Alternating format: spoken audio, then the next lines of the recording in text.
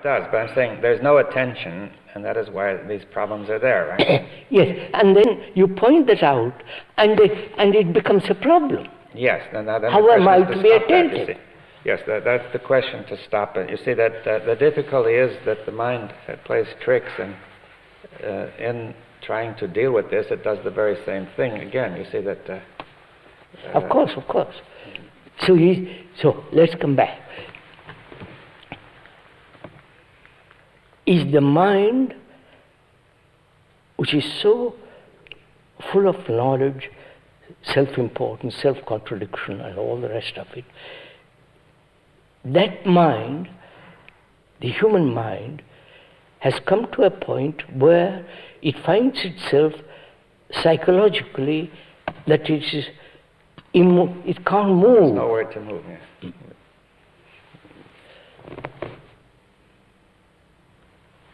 So what?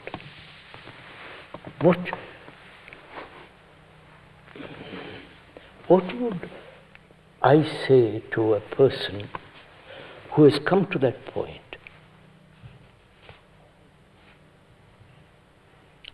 I wonder if I'm moving along or we're not. Well, I think it's beginning to focus the question. You see that... I mean, if the person... Wait, go ahead. I come to you. I'm full of this confusion, anxiety, and sense of despair, not only in facing what the world is, and also in myself.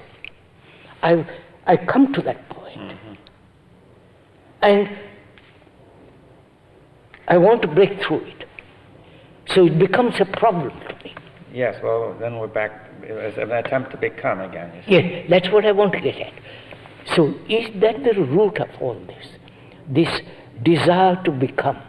Yes, well, it must be close to the root, that it keeps on coming in without notice. You see, the inattention is such that you say, I'm looking at my problem, and that is, my problem is that I'll always becoming, and so I say I want to stop becoming, which again is inattention. Which again becomes a problem. Well, so, yes, that's right. So how do I regard or look without the movement of becoming at this whole complex issue of myself? Well, it seems one has to look at the whole. You see that we did not look at the whole of becoming when you said, well, how can I pay attention? Part of it seemed to slip out and became the observer, right? I mean, so look, becoming has been the curse of this, psychologically curse. A poor man wants to be rich, and a rich man wants to be richer.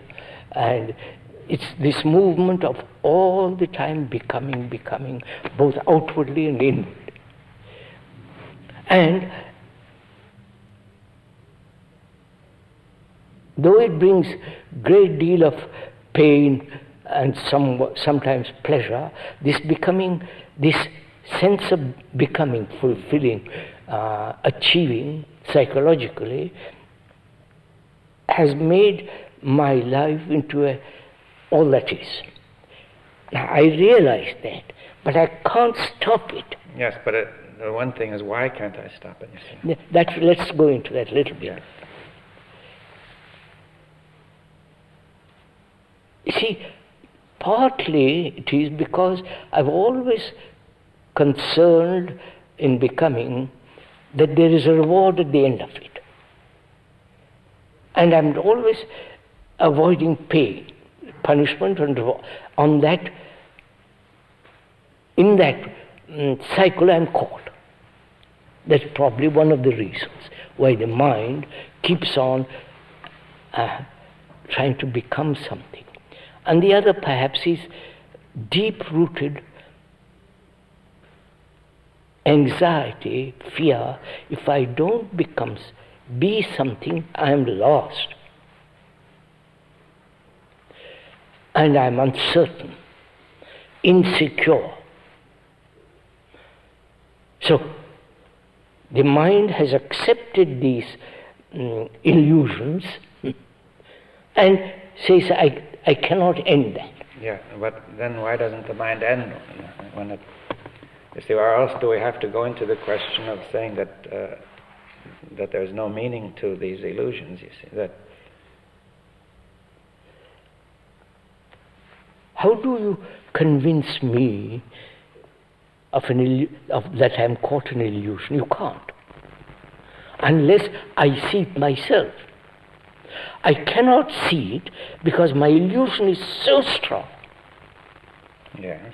That illusion has been nurtured, cultivated by religion, by famine, so on and so on. It is so deeply rooted in me that I refuse to let that go. Well, then it seems impossible. That is what is happening. Mm-hmm. That is what is taking place with large number of people. They say, I want to do this, but I cannot do it. Now, given that situation, what is one to do?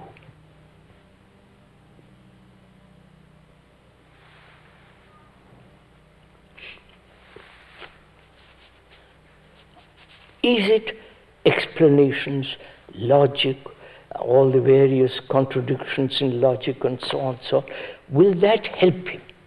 Obviously not. Well, not if because it all gets absorbed into the structure. It's obviously not. Mm-hmm. So what is the next thing? Well, I would question, you see, if he says, I want to change, but you see, there's also the wish not to change, you see. Oh, there's, of course, that's in there. Of course, that's the man who says, I want to change, has also in back of his mind, really, why should I change? That goes, they go together. Yeah, so that then you say you've got a contradiction, right? That's what I mean, contradiction. I've lived in this contradiction. I've accepted this contradiction. See, why should I have accepted it? You see, that's because that's habit. Yeah, but I meant that. See, the mind, when healthy, will not accept a contradiction. But our mind isn't healthy. Yes, that's.